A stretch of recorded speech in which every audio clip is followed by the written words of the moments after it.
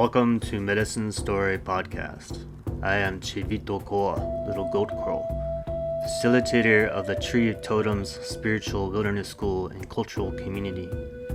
In these podcasts, we adopt the indigenous and ancestral lens of walking the inner road, gathering around the virtual fireside where we decolonize our stories and reclaim the medicine we carry into this world.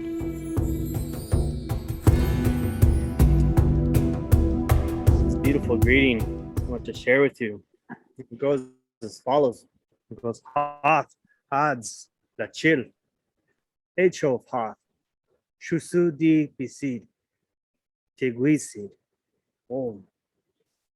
This is the local Salish language, the Lushootseed of the Puyallup and people of the Salish lands, as well as here in Wenatchee. And it means hello and welcome. It is good to see you. We are happy that you have arrived.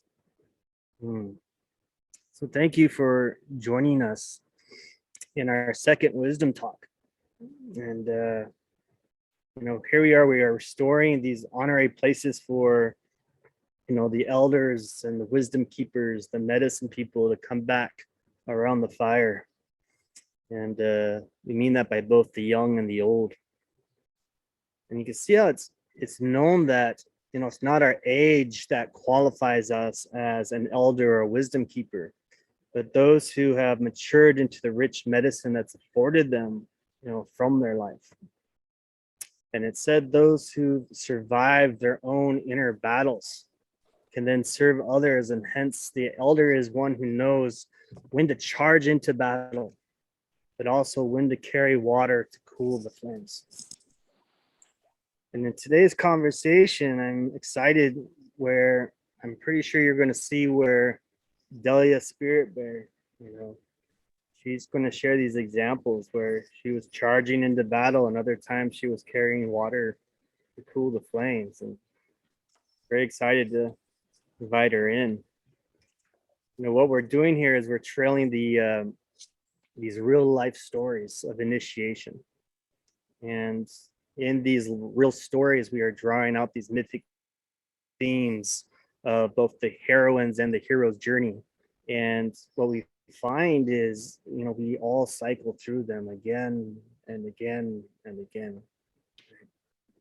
Now, for those who are new to me in the circle, I am Chivito Koa, Little Goat Crow, and facilitate Tree of Totems, which is a cultural community of misfits and nature lovers, both indigenous and non-indigenous people of many lands, many races, many ages, who are all coming together to remember how to live as an extension of the earth herself. And we are restoring these cultural mythic ways that weaves us back into the deeper meanings of our lives. Okay. And what we're doing in a lot of these circles and these harvesting of the stories is we are here to decolonize our stories, to decolonize our minds. And as my beloved mentor, Ben, who's a Hopi elder, he shared, it's time for us to re-indigenize our hearts and reclaim our true stories that reveal the medicine that our lives really exemplify, that we are carrying within by merely living the life that we have. So today we have a special guest, and that is Delia Spirit Bear. And she has just underwent what we call a path of initiation into what we call her Songline.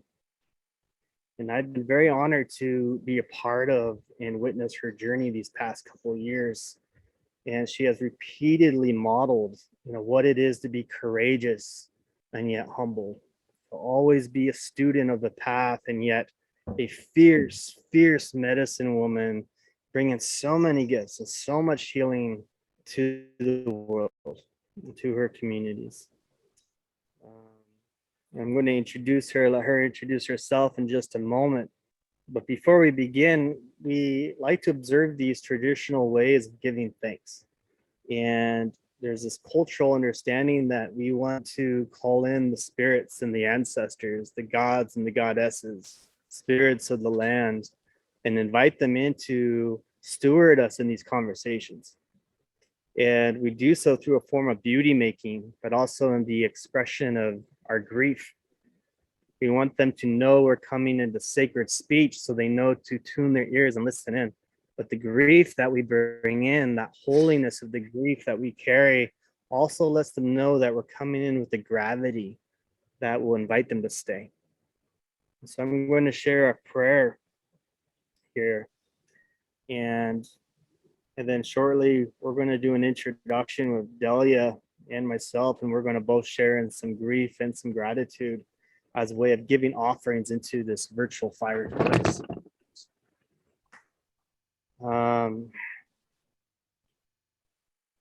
So I'd love to invite you to just really arrive into the circle so that we can come in and give thanks together and call in the spirits to steward us.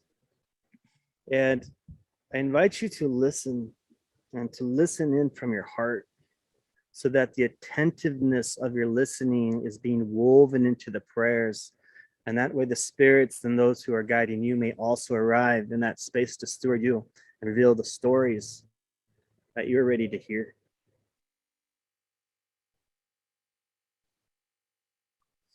So here's this prayer. Hail the day. Hail the day and all the gifts this day has bestowed on us. And hail the night and all the dreaming the night may offer. To the ancestors, to the gods and the goddesses, to all the spirits who may steward us. Hear our words, for we honor you. We give thanks. We give thanks for your presence and your counsel. We give thanks for all the ways you guide us, both known and unseen. We give thanks to the land and the plants and the animals, and we acknowledge you as our elders and our teachers. We give thanks to all the people who have come before us, and we ask, please send out our prayers to all who struggle today. Send out our prayers to all who did not make it. Give strength and beauty to all the mothers. Give strength and beauty to all the fathers. For all who may be in need, may they receive and be taken care of. Great ancestors, please join us in our council. Guide us in our conversations. So what is meant to be spoken can steward us, each and every one of us. We give thanks. Oh.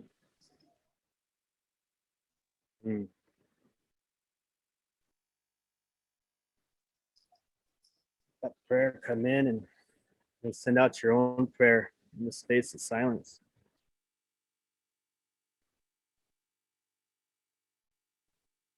We do this prayer because we are here also recognizing we're not just here for ourselves, but we're here for the many. As we stir these remembrances and bring these healings inside of us, we are also extending those prayers out to others to find those remembrances yet in their bone memory. So with that, I would love to introduce Delia Spirit Bear into the circle. Nope, it didn't hook up. And if you haven't already, you guys can mute yourselves.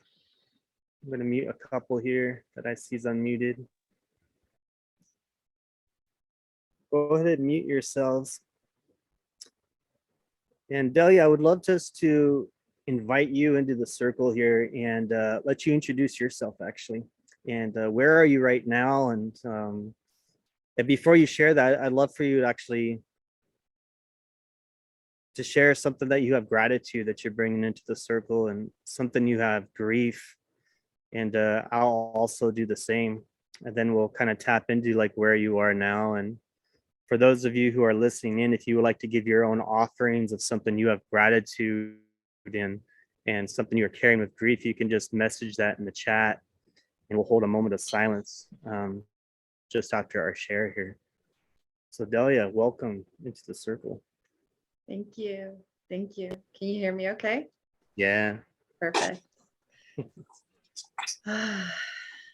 So I'm so grateful to be here.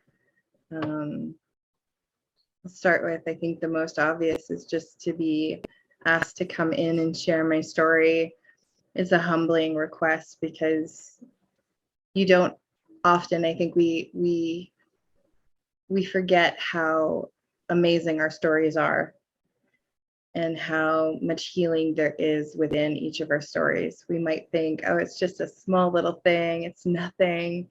But when these invitations come in, for me, it was humbling to really reflect on that. Yeah, there's a lot here that might help or resonate. So I'm really grateful for this opportunity to share that story. And as I was opening my heart during your prayer, Chavito, I just kept thinking about our morning today, going out to a park with the girls and discovering that this little park actually had more trails and a trail that led right to the river.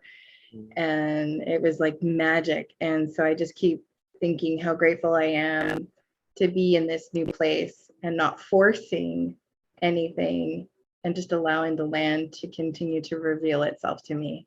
Oh. So I'm so grateful for that. Grief. I mean, there's definitely grief that comes in, but right now I feel so at peace.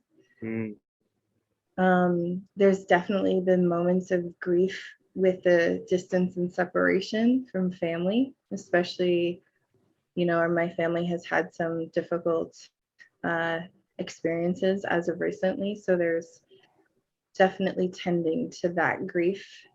I guess I can get into it a little bit later as well, just that the experience of loss, and being away from family when that happens. So there's definitely some grief tending there. Yet my spirit is really focused in on the roots that are starting to happen right now. So there is this lots of gratitude and marveling at where we are. Yeah. Thank you, Delia. Thank you. Yeah. Definitely join you in that gratitude of the land and gratitude in you arriving into space and your willingness to share your story. And it's a vulnerable space. And I think it takes courage to share our stories. And so I just have gratitude for that courage and just that grace that you're giving for us to listen in and together stir these remembrances. So thank you. Big gratitude. Yeah.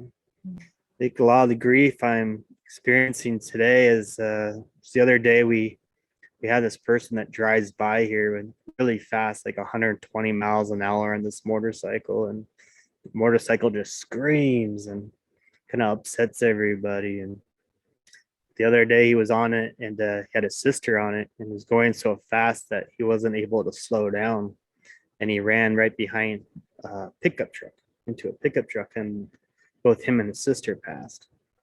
And even though many of us we didn't like this gentleman very much, we all grieve.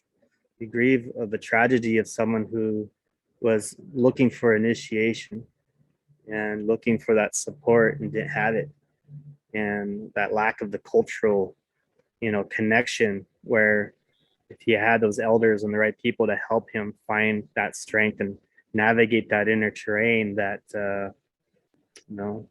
many of our youth would be alive today. And just to this work, there's so many youth that just didn't make it this year. And so I'm really feeling into that grief and just letting it rest here, not in something heavy, but just in the honoring of this work that we're all doing, and letting that inspiration come in. Like there's medicine there for us. That's why we're here. And the gratitude I have is for all the people who are showing up, all the medicine people. The elders are coming out of the woods right now, and the conversations have just been so rich, and people are seeing the need for this, restoring this village culture. And so I have gratitude for that, gratitude for more and more people seeing that and taking action to show up. And so thank you for showing up today. Thank you. Yeah. Oh, like leave a little space there for us just to fill in all that grief and gratitude. And if anyone else on the call wants to contribute your grief and gratitude into the chat, we will hold space for that as well. That's why we give our offerings here in the virtual fire.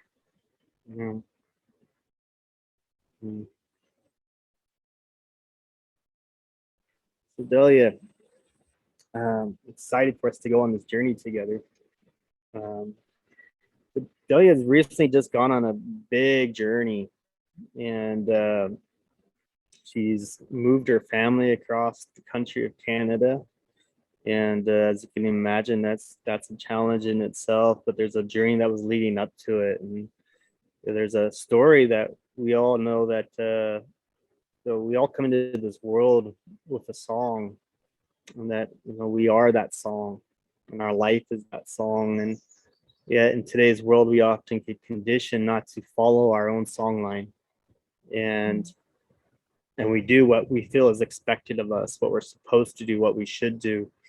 But there's times when we feel a deeper calling in ourselves that we just can't deny that anymore. And when we answer that calling, we end up stepping onto what we call the songline. It's the unique song that we have to follow. And sometimes it means we have to take a big departure from what was norm. Delia just did that. So she went on this rites of passage in this moving of the family, being initiated into really following her songline. And we're going to get into that story. But for now, Delia, I'd love for you to just kind of share, where are you right now? And where are you in your life, and what's going on? I love that that expression, Chivito, is stepping into your song line. Ooh, I love it. I'm gonna remind myself of that and write it down. So right now, I am still learning the proper indigenous land. I know that I am on the nations of the Blackfoot people, and there are other nations here, and I'm learning that as well. And for more modern name, it is Calgary, Alberta. And I moved from what was the Mississauga of the Credit First Nations in Mississauga, Ontario. So not too far, for anyone that's not familiar with Canada, not too far from Toronto. And yeah, we moved across the country to this land. And where we are now, where I am now, is just in this space of really surrendering and allowing the land to reveal itself, allowing communities to reveal themselves, people, places. And I'm in an interesting place because I've always lived with this sense that I have to keep up. I have to do what society is telling me to do. I have to hustle. I need to make money. I need to have all the plans. But I'm in this space where my soul is reminding me to slow down and pause, and to remember that there's a reason that I'm being called here, that I was called here, and to allow that to unfold. And it's starting to unfold just as I let each step here kind of greet me. I'm tapping into all of it. And, you know, it's those remembrances of, you know, where you were was just adopting a very different mindset. It didn't feel very connected, even though I think of myself as a connected person. It didn't feel like I realize now being here how much of those jackets of limitations I was wearing. Oh. And letting them to kind of dictate my actions and responses. Mm. And yet being here, there was the journey, you know, months leading up to even getting here, and I could feel those jackets coming off. Mm. There's still a few wanting to hang on. Oh yeah. But I am feeling that invitation to just pause and let the things that want to come through me, that are meant to come through me in the most authentic way possible. Oh, I could feel that shift. I feel the sense of arriving and just yourself. I can feel there's a greater presence that you're really arriving into now. Beautiful, Delia. Yeah. So I'm curious, because this is such a beautiful journey. I love this story. And so here you are, you're now in Calgary, right? The land of the black, is it feet or Blackfoot? Blackfoot, thank you. That's very specific. So land of the Blackfoot, new land. And how far, so you were in near Toronto. How far of a distance is that from where you were?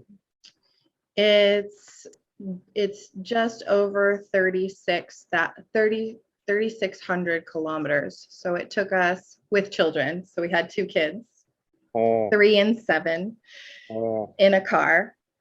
It took us 6 days to drive across Canada. Wow. So that's a big move. Yeah. You could do it maybe in 3 if you drove straight to the next town. Oh, wow. That's a big move. Yeah. I love it. So I'm curious. Let's see. So before you made this move, right? I know we'll get into, like, you know, you had this calling, and I imagine you've experienced this calling throughout maybe even years or so. And so just before you answered this call, before you actually went on this journey, like, what was happening for you? What was going on in your life, your family, with you, just where you're at? Yeah.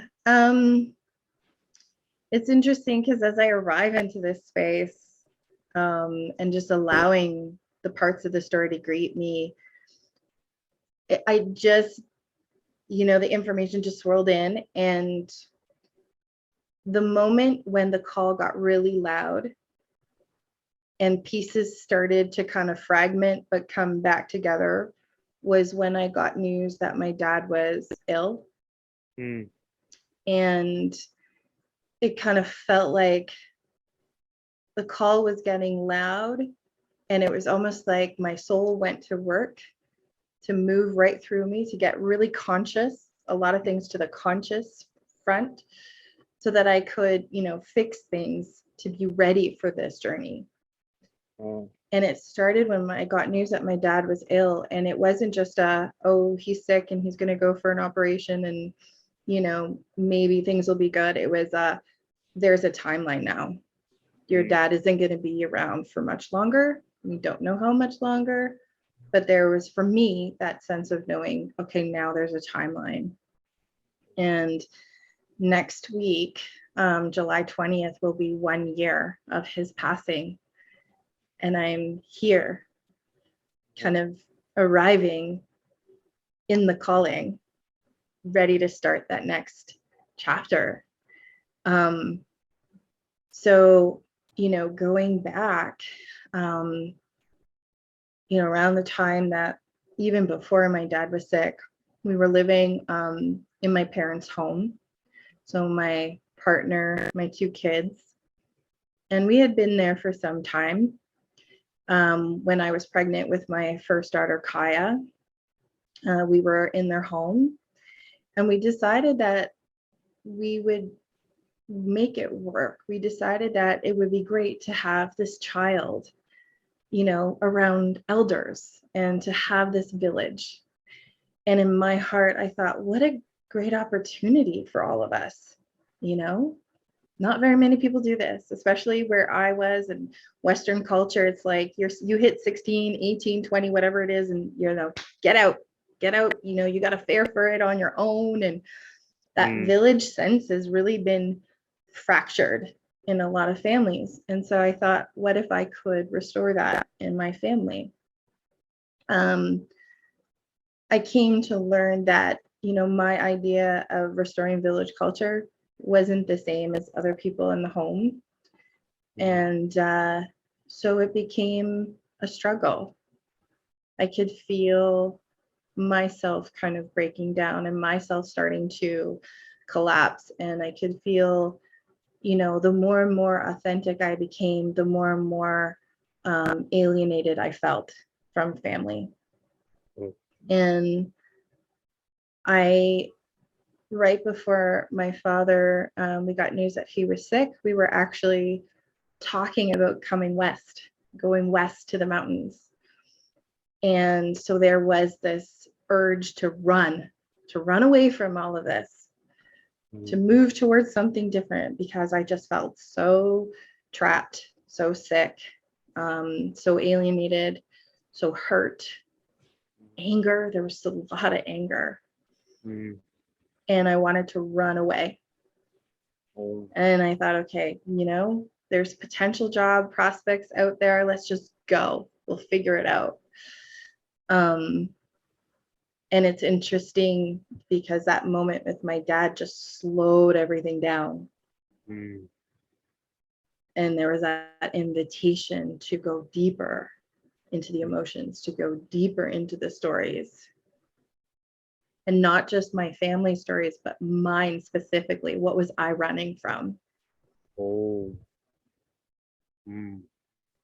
And as I sit here today, there's this sense of peace in my heart, because when we did begin the journey to come here, I wasn't running away from anything. I was actually moving towards something. And that felt very complete. And I feel it's the reason why I feel so settled, and I feel very confident in this choice, and I feel very assured.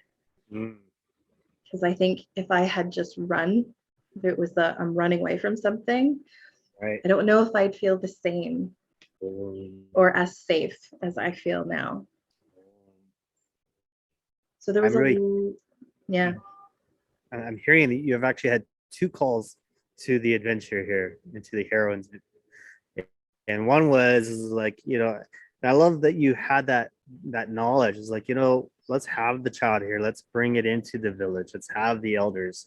And you had such a beautiful intention with that. And I think we all experience that wound when we have the intention to come in such a beautiful space, and then no one else is on board. No one's in that same story. And it actually creates a fracture. And there's that element with a lot of indigenous cultures called solas. And so we get splintered in the soul. And we where we are seeking for the medicine and the love actually becomes the wound. And I feel how you were really there, and you're like, you know, this isn't working. This isn't right. No one's on board with this. We need to go make a life of our own, like where we can create this. And yeah, I love how you recognize you were also running away. You're like, there was things here, there was intensities must have been in the family, getting those little hints there. And then you had that other calling when your father became ill. And I love how I could feel like that was right there, was an initiation. There was a shift that occurred for you. And you could have done that in various ways. You could say like, yeah, now it is the time to go. But instead you're like, no, this is the time to lean in. This is that opening. that threshold where our grief can bring us back into relatedness.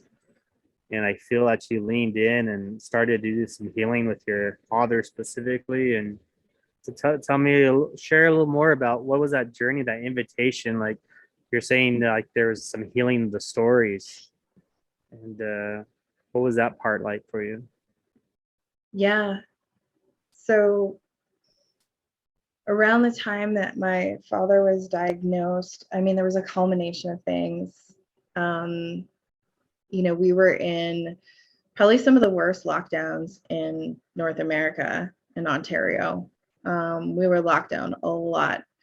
And so there was a lot of friction in the home, you know, having us all there, having the kids there. And, you know, 2 days before my father, we got the news, I sent a letter to my partner and I said, we're done. This is over. You need to think about where you want to live in January, because I'm not in love with this relationship anymore. And so that was around December 20th, I want to say. And 2 days later, you know, I found out my father was really sick. And I just was like, what now, universe? You know, I'm already, you know, to the max. I have no more patience left. And now you hand this to me. And I just had this thought of, I can't do that. I can't, you know, settle my kids and end a relationship or separate from a relationship and fix my dad and be there for my dad and hold myself together. And I just kept hearing clearly, it's like, you haven't learned the lesson. And I credit this to you, the work in the shamanic shadow guide with you, Chavito, because in that moment, I just heard so loud, what are you contributing? And my mind came back to not a whole lot.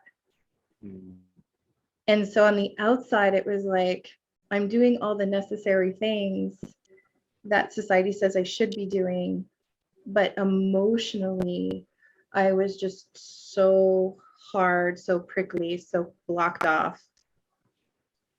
And I wasn't allowing space for my partner to be seen, for me to be seen. And that's when I leaned in the most. And I got very honest with myself, and I had to take responsibility for how I was creating, you know, the mess as well. And it really allowed me to soften some more. It allowed me to shift my mindset to say, okay, what are the things that I really need right now? And can I fulfill those for myself? And stepping into the medicine woman that elder self, you know, through that journey, I stepped into her a lot. Is like, what would she be doing? How would she be doing it? And the more and more I stepped into that, the more attention I was able to give to the other people around me. And so really paying attention to my dad and, you know, making sure that he knew that we are here to support you. You're not doing this on your own, you know, and please receive the help was one of those things, because he was really sick over that little period between December and his surgery in January. He had to be sent to the hospital twice. And, you know, he was trying to be this strong man, like, I'm okay, you don't need to fuss over me. And I just sat with him. No, you need to listen. You need to listen. So there was more softness and attention there. And then there was the opportunity for me to step into the story of my girls as like, how are they reacting to this now? Knowing that their papa is, you know, we don't know what's going to happen. And no one taught me how to grieve. No one showed me how to be with people who were sick, that you knew their time was short. And I had to relearn that for myself.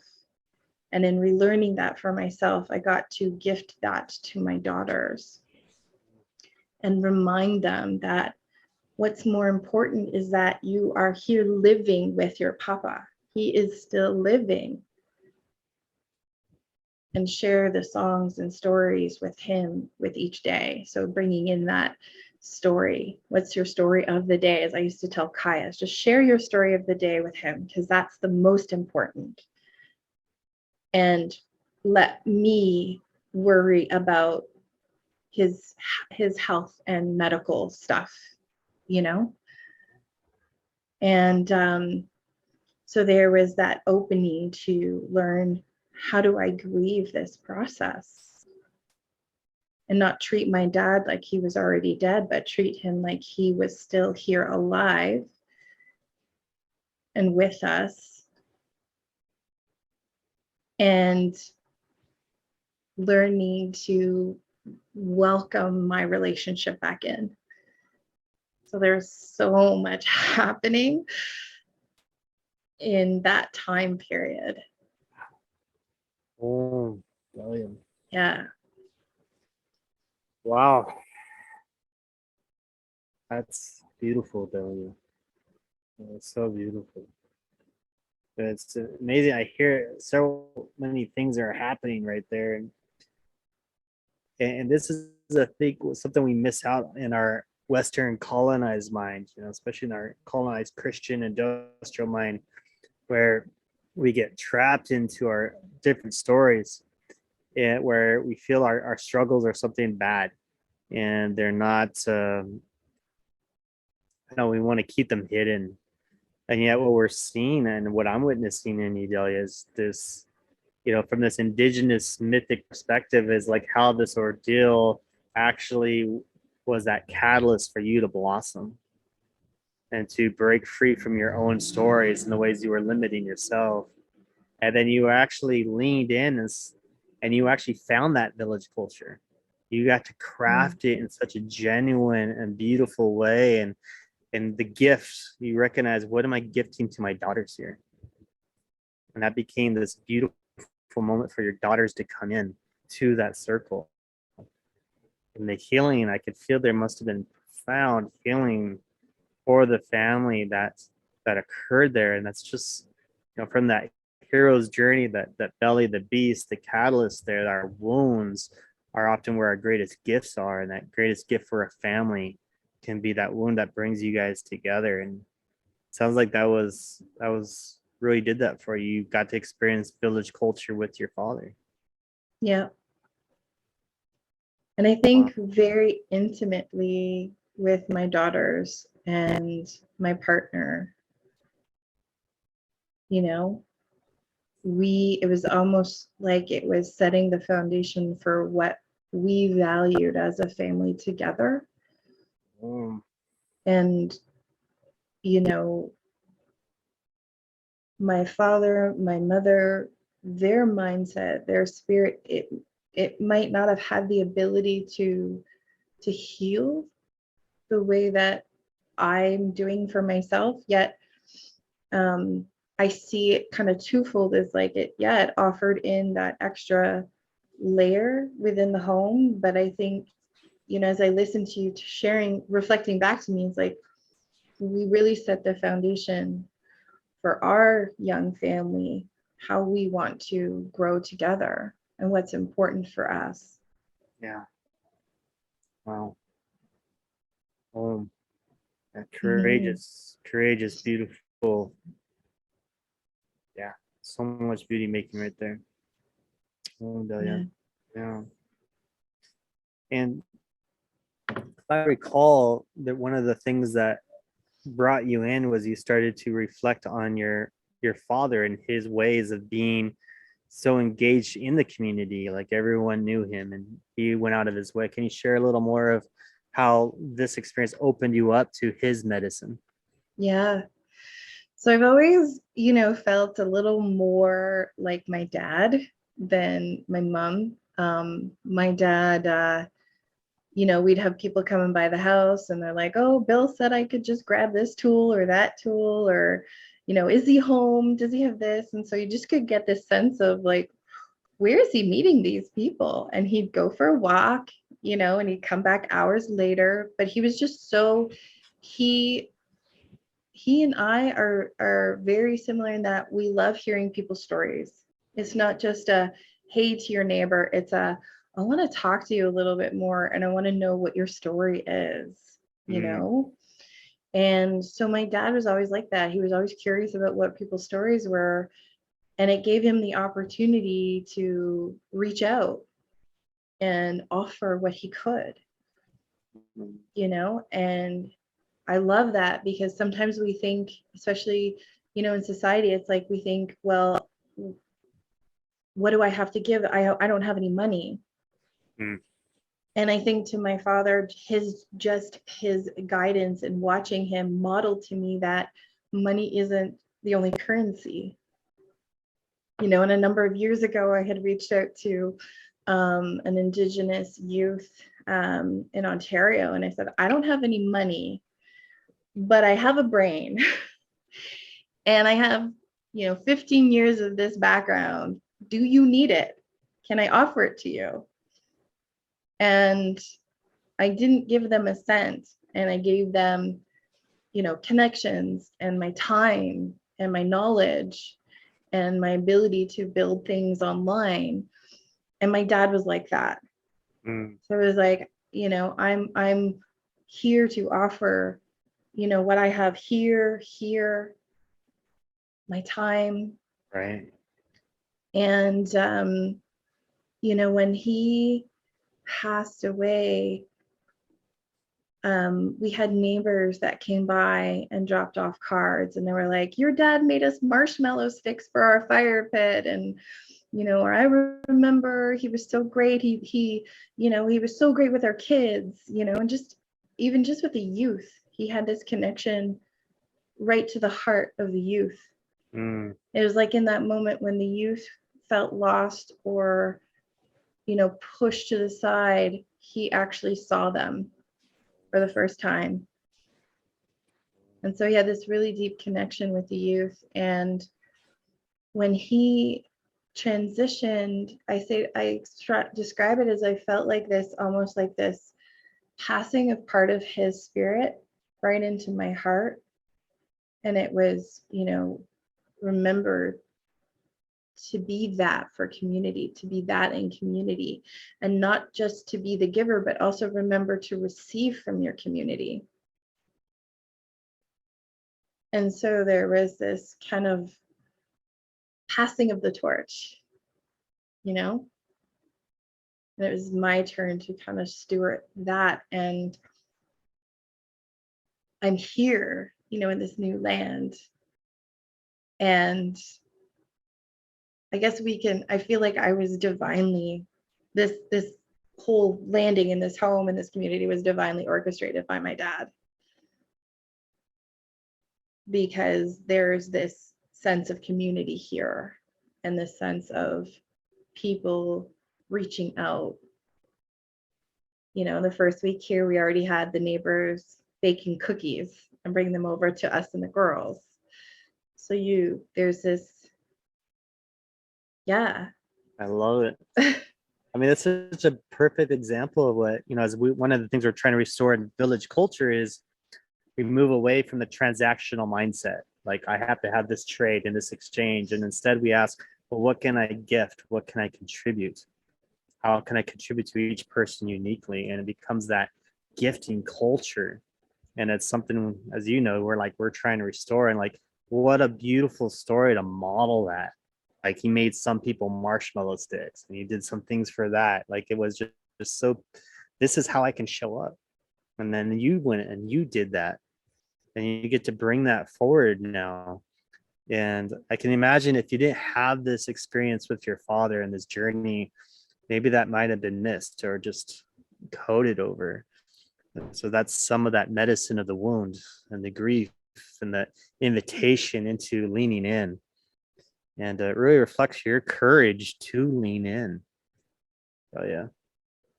Yeah. Yeah. Like I think as we said, that element of the elders, as we grow into elders, sometimes it's about when to go into battle and when do we bring water in to cool the flames. And here's another layer of that. Yeah.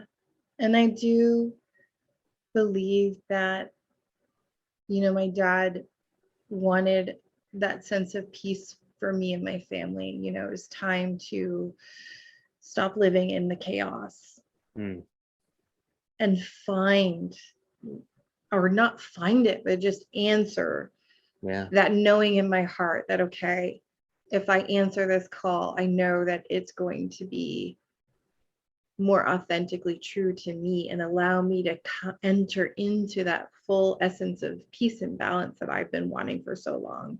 Right. Oh, wow. Yeah. And so I could see that right there is the heroine's journey. You just went through transformation and growth.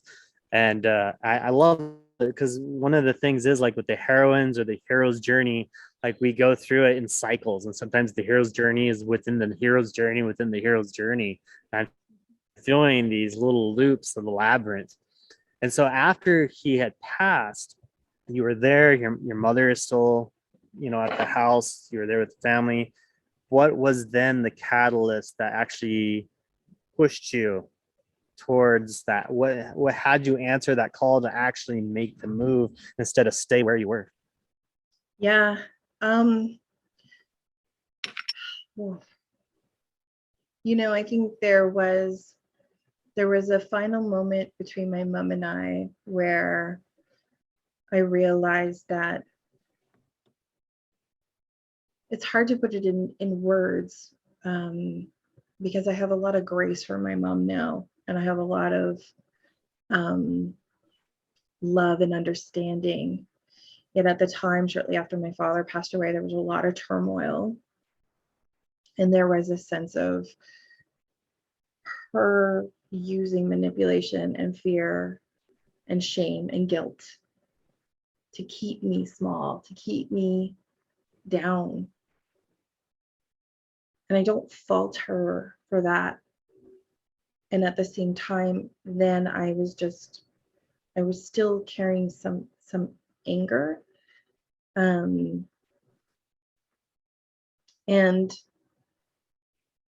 just this realization of I can't be truly who I am in this cage. And that the best thing I could do for both of us is to step out and to show her how I can fly and invite her too into that space if she chooses.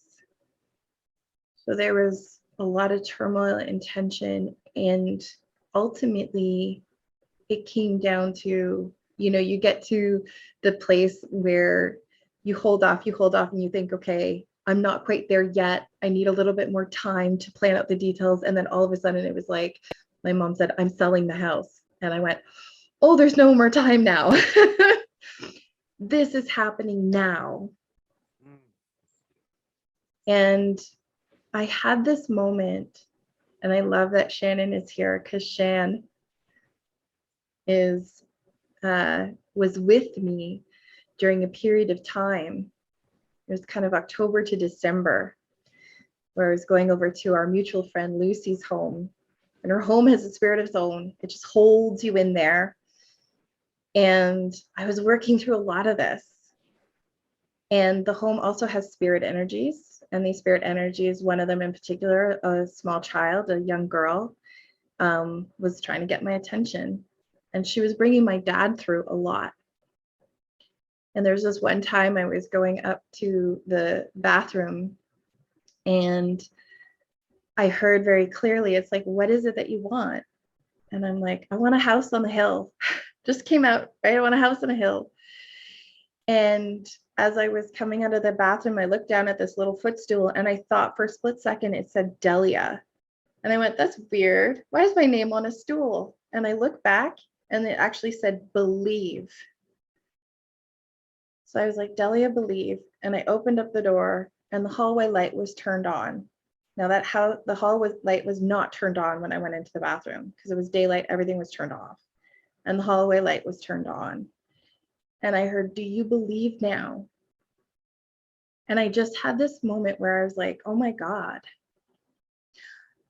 the universe, the creator, God, whatever higher power you connect to is asking me to trust and surrender. And I get teary-eyed because this is like, this energy, when it touches you, it's unforgettable. And so in that moment, it was like this, when people say, I just surrendered to the divine calling of God, or I surrendered to the universe, I was like, this is that moment.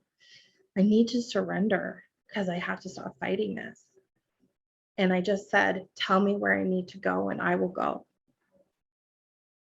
And then, the house was going to be listed. There was nowhere, like around where we were was just astronomically expensive. Had we stayed in Ontario and rented in Ontario, we would probably wouldn't be able to feed our kids. That's how crazy it is. And I just said, where do I go? And when I cast that wider net to see, Alberta popped up. And that's when I invited David in. And I invited him in a way that I was like, what if? Why not? We've already, we came out here 5 years ago with those questions. So clearly we're being called here.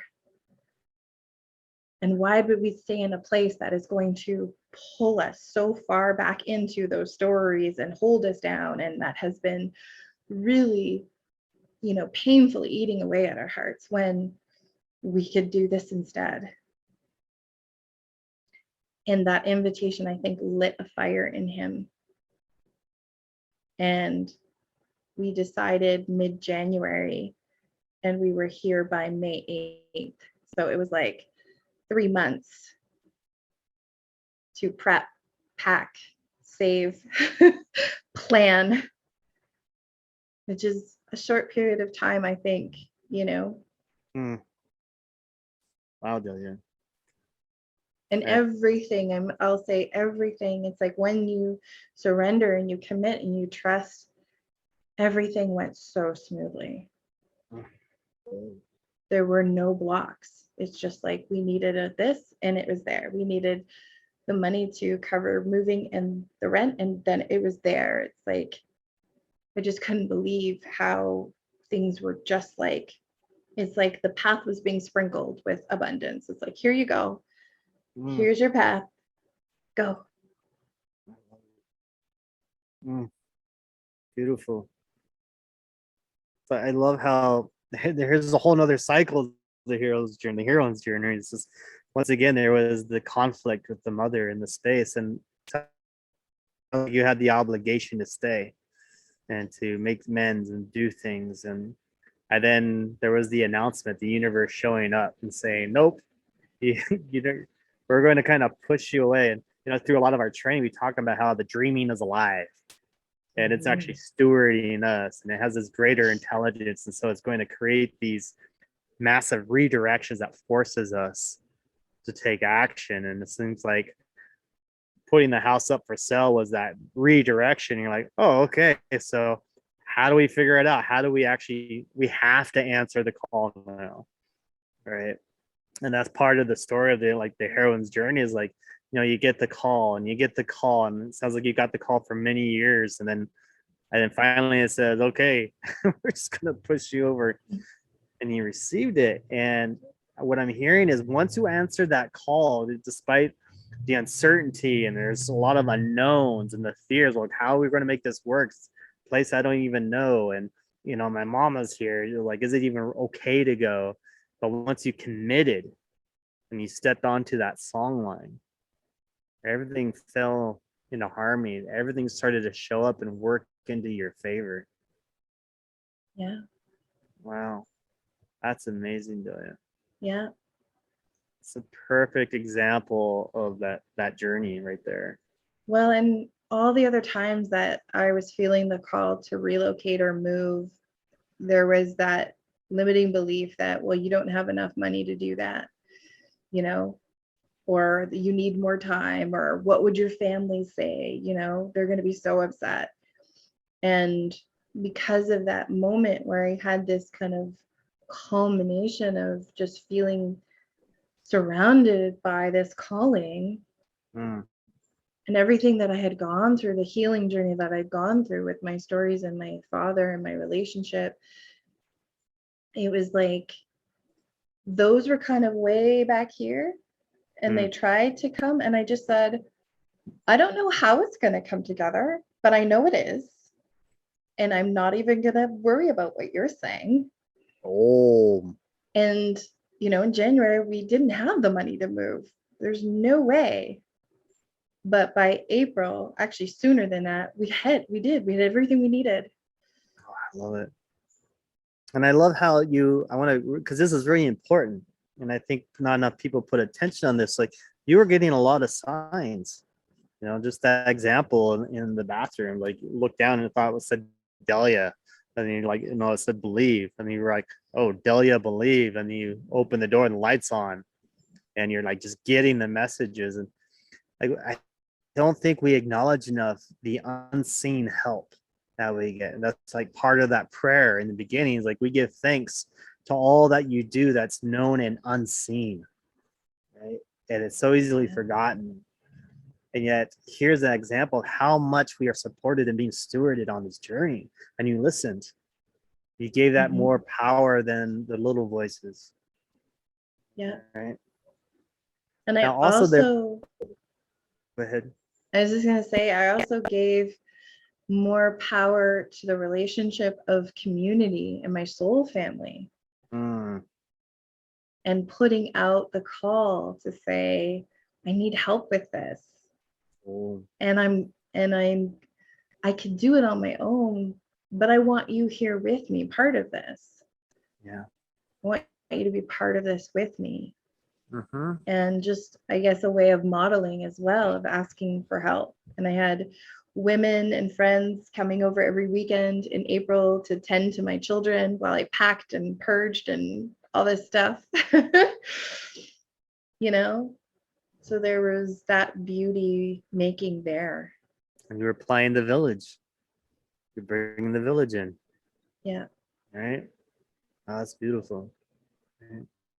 And if I recall, like as I followed your journey, you know, through our sessions and so forth, there was this element like there are so many unknowns. Like, well, where are we going to live? And some places required you to have a job, and some places require you to have this and all these different things. And you're like, well, they're not really matching up.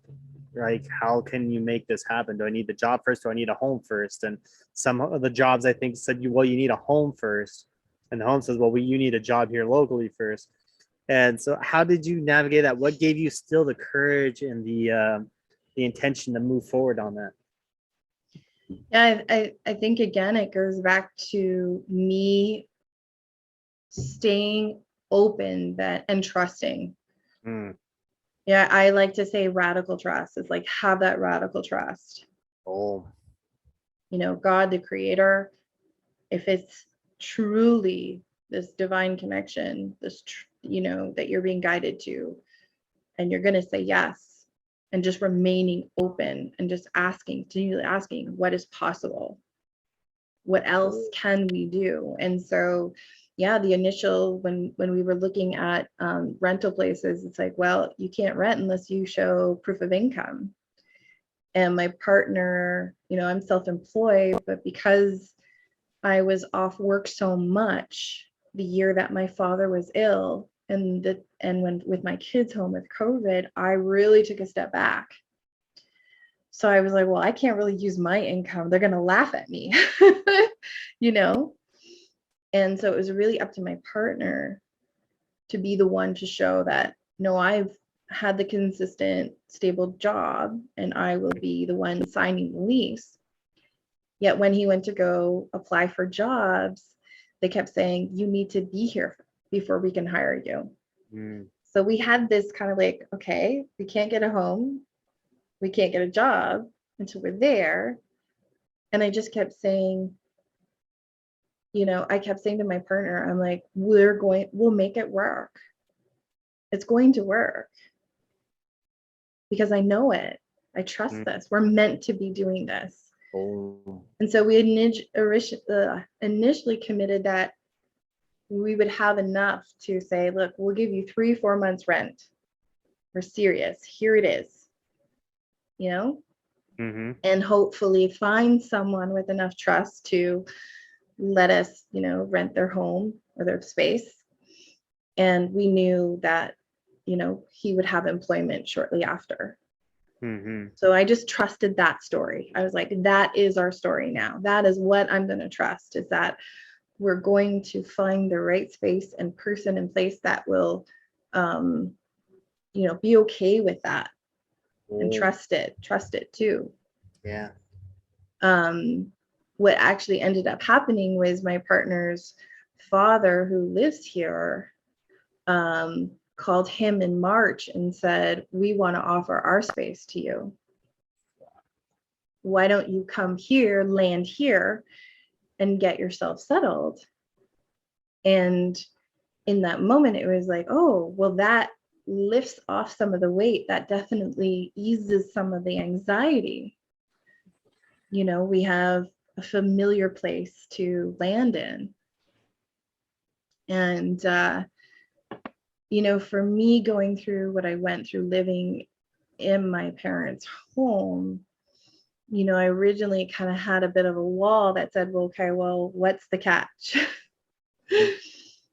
I don't want to move from a situation that's got a lot of tension and expectation into another one. And so that was kind of my thing with my partner, was like, I'm okay with this. I see the benefit and the beauty of this and, the potential in this. But I want to know, is there going to be anything else? Right? Is there any other expectations? And reassured that there weren't. This would be a great opportunity for the kids to be with their grandparents that they never were with. A great opportunity for my partner to rekindle his relationship with his dad, which has been mostly an estranged relationship. His dad wasn't around. And so we looked at it as, a great way to come to this new land, this new place, and bond with family that had been on this side of Canada. Yeah. I love this. So this is that perfect example of like the descent. You're kind of getting close to that belly of the beast, right? And you're like, well, what are the options? And you kept thinking, like, well, I'm trusting in this. I have committed to this. So there's even that part of the hero's journey or the heroine's journey where you have ascended up. We're making the decision. We're going forward. But now there's the test. And the test is like, how are you going to move through this? Like, are you really going to commit to this knowledge and this inner knowledge, understanding that things are going to work out, or are you going to retreat back? And you're like, no, we're going to do it. And then that's when the door opens and the space was presented for you to land, right? And so then you arrive there, right? And so, this is another part of like where there's circles within the circles, right? So you arrive there in the land. You get to spend that time, you get to start to ground, feel into the area. You've made the journey across country, right? And so you've committed yourself to that space, but then another test basically showed up. Is that right? Yep. And that kind of forced you to really say, well, what is my space I'm going to embody? What is it that I'm going to do? Can you share a little bit about what happened there? And yeah. So, we arrived at their home, long journey. And I would say that, my energy was probably a little bit fractured. I was really ungrounded. I remember telling a friend, is like, wow, I feel really ungrounded, just a lot. I've just been like pulled up my roots. Now I'm here. So you feel really wobbly. It's like, I would say, expect if you were relocating, is just you feel this kind of like wobbliness. And so I probably had a very different energy coming into the home, but it was just this flurry of like, okay, get in here, you're welcome here, put your stuff here, what do you want, like, why don't you do this, why don't you do that? And it's just like, okay, I need a few days, I need some time. So we were all a little bit kind of shaken and just trying to figure out the first few days and the first week or two. And society has this notion that they want to know your plan. It's like, what's your plan? And I'm like, I don't know, we just got here. Right? It's like, are we supposed to have a plan? I remember saying to David, I was like, I'm confused. I said that to him a few times. I'm like, I'm really confused. However, I realized really early on, I just being there, it was great. Like looking at my kids, having that familiar kind of touch point, I was grateful for that. I was like, wow, how grateful am I that they have this kind of touch point. And that Kaya, who was very close to my dad, and her first grandfather passing, I was very excited for her to have another grandfather that she could connect with. And so for me, I was so grateful for that. However, I realized I was like, we're not meant to be here. You just have this knowing we're not meant to be here. There was a couple other things happening in the home that I wasn't okay with. They were smokers. And while they said they wouldn't smoke in the home, they continued to smoke in the home. And I'm just not okay with that with my kids. I'm like, smoke, do whatever you want, just not around my kids. So I knew right away that it was going to be very temporary. Originally, we thought maybe we'd stay till the fall, but I said to David, I said, we really need to start looking. And it was clear that when they heard or got news that we were starting to look, the energy shifted again. So his father became very passive aggressive, really shut off. He started locking the door to his, they're in the walkout of the house, the basement walkout, started locking the doors, not talking to us. And again, I said to David, I said, I'm really confused. I think he had an expectation that we would be here longer term. And maybe he needs a reminder that our intention and our goals were always to move out here and find our own place, have our own, family space. Right. And it was a few weeks of staying there that we were confronted aggressively by his wife and him. And it was directed at me. So I kind of looked at it as, I was the scapegoat. Somehow I became like the person to direct the anger to. And in the moment, I could tell, his father's way, I think, of handling his own fear, trauma, pain was to be really aggressive. And he's a big man. We're talking 6'4", really big man, maybe 350, 400 pounds. And he came right in my face. And I just stood there and I looked at him and I said, I'm confused where this is coming from. Can you share that with me? And I don't know if he's ever had someone approach him that way. And he stared at me like deer in headlights. And he said, I'm not going to have a heart attack over you. And he shoved me out the door. And at that point, he removed us from the house. He removed us from the house, and we collected what we could. Because I said, I need clothes from my kids. I need my kids' clothes. I need our toiletries. I need my valuables. I said to David, I have valuable things in there, and luckily and thankfully, David has a brother in the city who took us in. And in a way, I felt immediately grateful to be out of that. But in that moment where they were just projecting at me, and I share this with Trivito, is that instead of being triggered and wanting to bite back or hurt back, I was just like, wow, there's so much pain here. This has nothing to do with me. And I could see both of the storylines with, his wife and his dad's wife and And I was just like, I could feel it, it's like nanoseconds of, firing off as it's all happening. And I was just so calm. And I was just like, I kept hearing, stand in your power and your truth. This has nothing to do with you. There's just so much pain here. Right. And maybe I was the catalyst to bring that right up, Yeah. Maybe we were, us coming in there as a family, even David having a role in that, the catalyst to kind of bring this wounding up. But it was that moment when we walked away, I said to David, I go, none of that changes how I feel about being here. None of that changes that we are meant to be here and start our lives here. Right.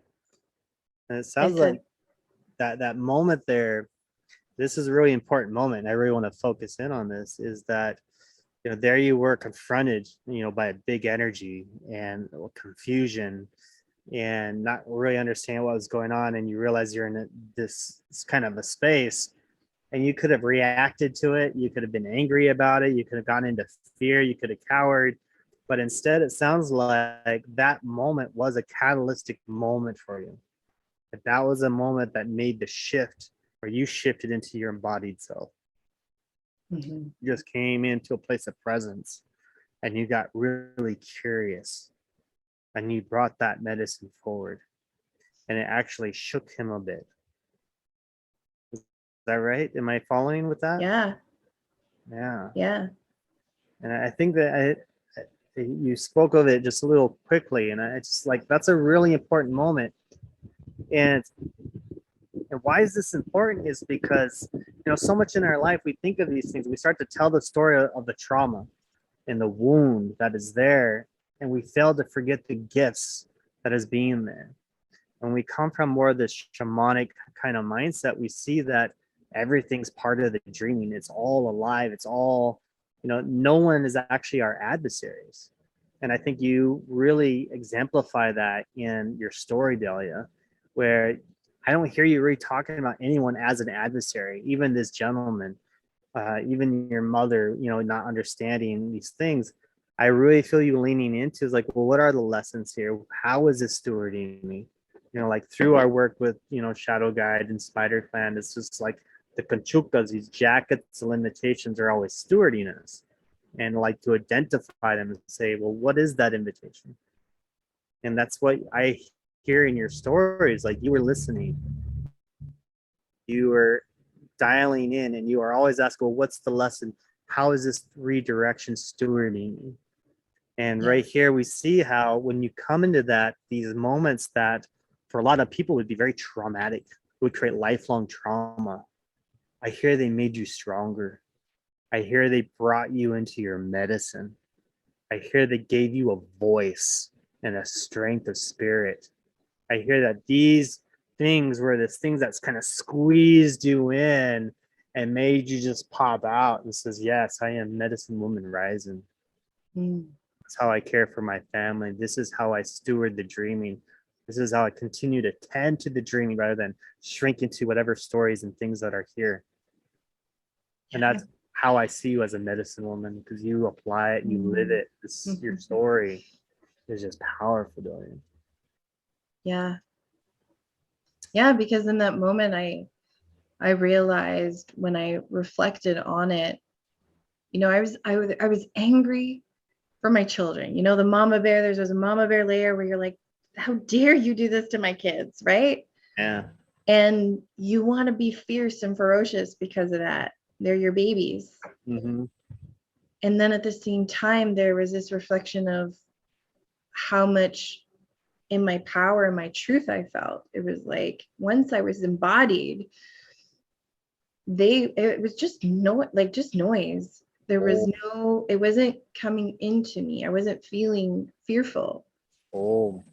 And then also seeing, I was like, gave me that view of, look how much you've grown.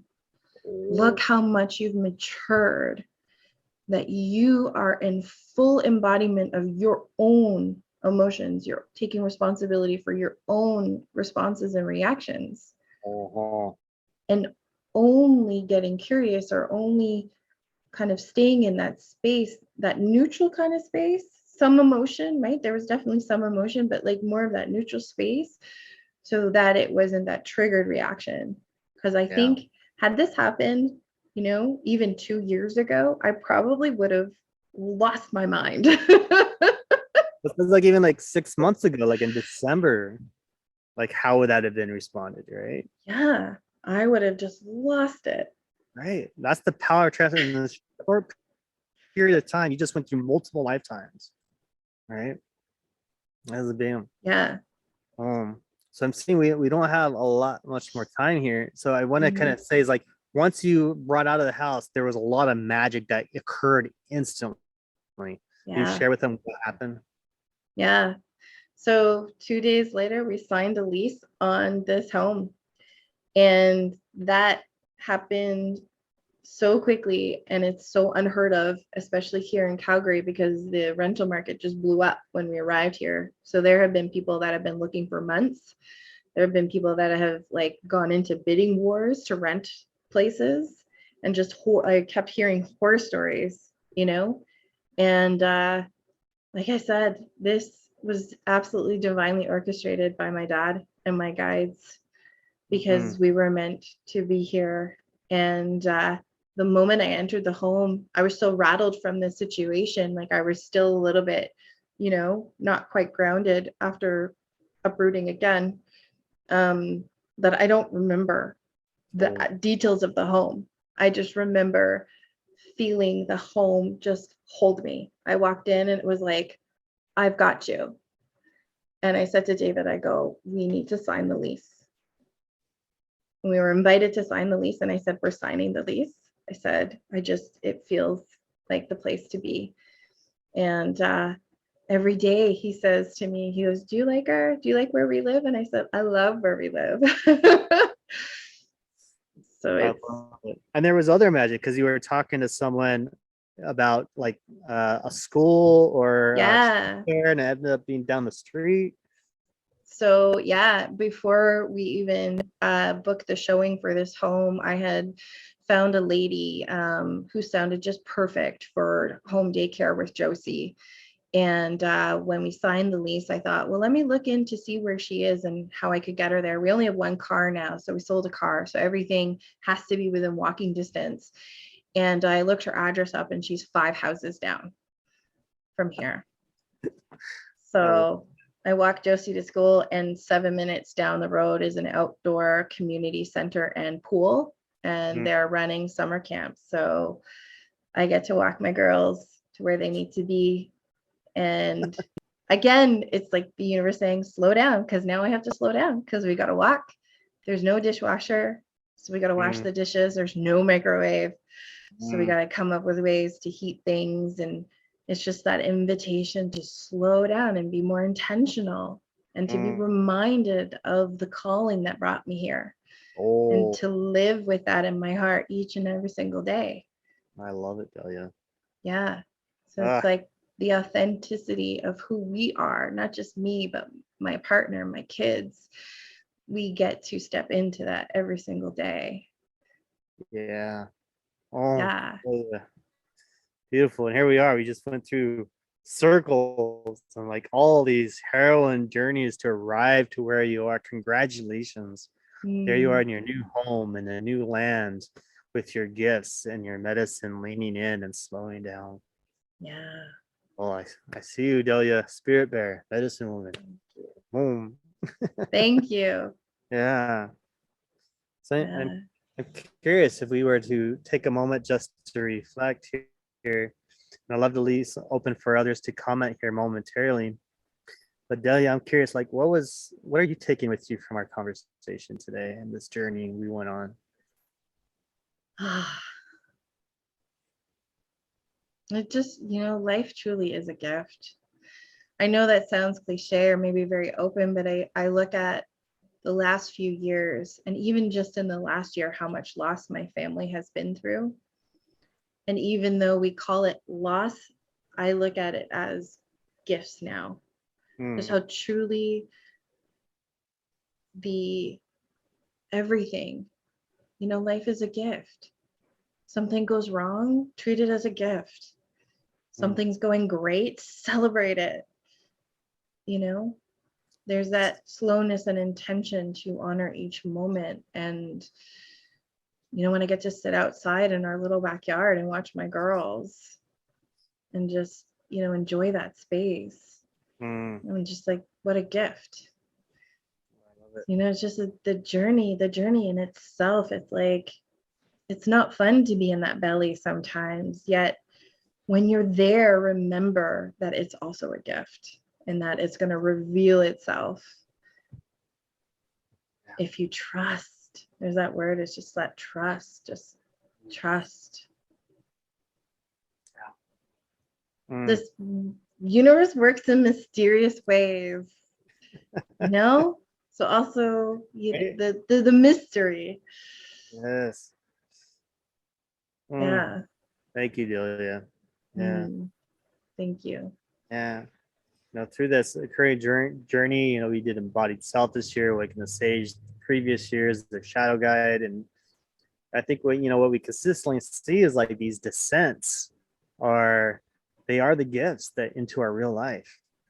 And so many of us try to avoid the descent, try to avoid the struggle. And I think once you've done this work enough, you see that threshold, you see the door, like, there's the next descent.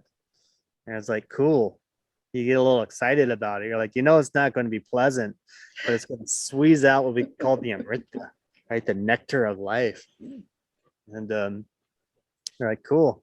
I'm going to show up as a warrior now. And that's what I see you, Delia Spirit Bear. See you as a warrior. And what the traditional, the derivation of warrior, I mean, one who can confront, one who can be with. That's what warrior actually means. It doesn't mean about going to battle and fighting. It means, can I be with this? Can I show up? And yeah, I like that. I feel that a lot. Yeah. So I'd love to invite others, if anyone would like to reflect, like, what are you guys taking away from this conversation and they would like to contribute into the circle?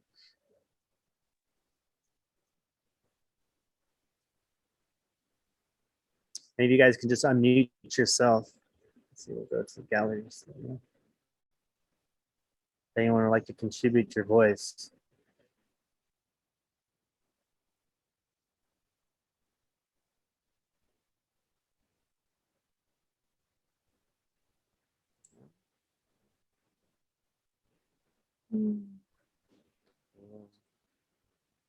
All right. Cool. I will. Thank you, Shan. Hold on.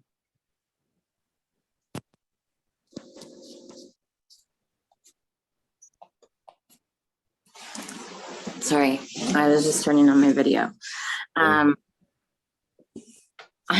so happy I got to listen tonight.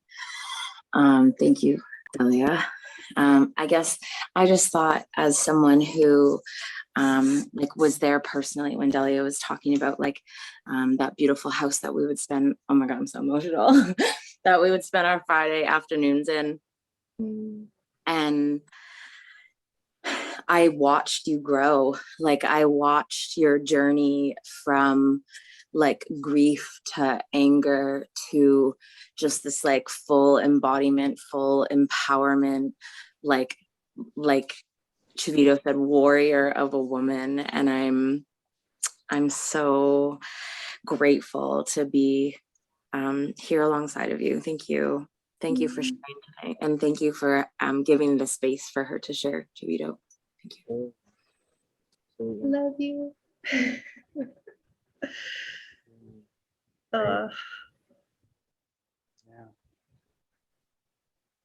That's the grief. I miss the beauty of my soul family back in Ontario. I'm going to just read what Judy just said. She said she can't unmute from sleep because she has sleeping children in different time zones. But those messages in between really resonate. Know your truth and stay in your power, to believe in your knowing in what you want and feel you truly need. Feel like you truly need. Yeah. Beautiful, Judy. Thank you. Yeah. Excellent. Any last individuals who'd like to contribute into this real quick?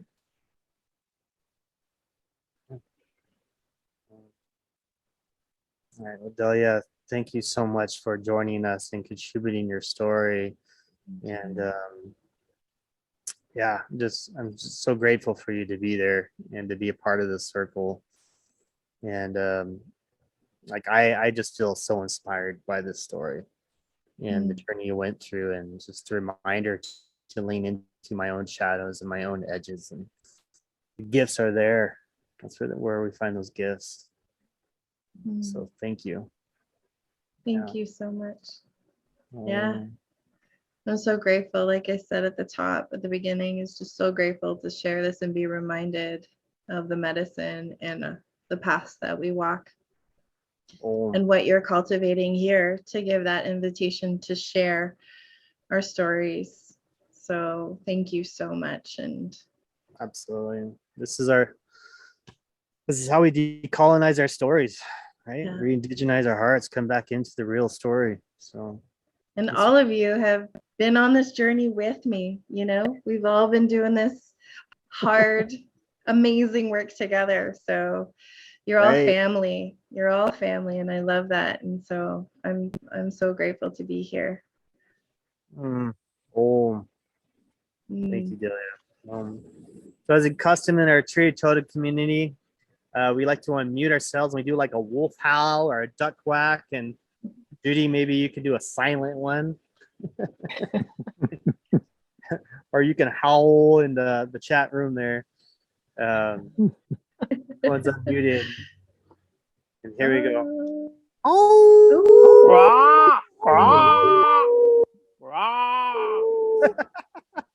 Quack, quack. All right, everyone. Love you, Delia. Thank you. Love you. Delia. Thank you Bye. so much. Gratitude. What a journey. Thank you. Thank you for joining us for another episode of Medicine Story Podcast. If you wish to explore our upcoming gatherings, offerings, and cultural community, you can visit us at treeoftotems.com. Once again, I am Chivito Koa, Little Goat Crow. Thank you for gathering with me today. Om.